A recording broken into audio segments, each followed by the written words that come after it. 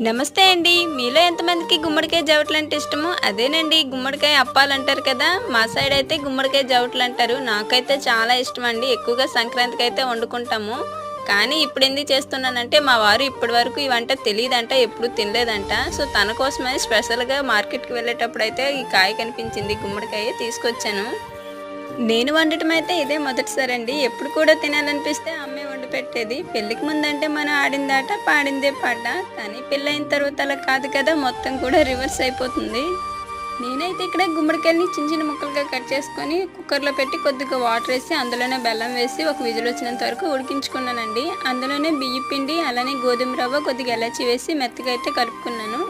కొద్ది కొద్దిగా పిండిని తీసుకొని చిన్న చిన్న పునుగుల మాదిరిగా నూనెలో వేసి వేపుకోవటమేనండి. చాలా బాగుంటాయి. చాలా సాఫ్ట్‌గా ఉంటాయి. 2 డేస్ అయితే ఇవి నిల్వ కూడా ఉంటాయి. మా వారు పిల్లలు కూడా చాలా ఇష్టంగా తిన్నారండి. Thank you.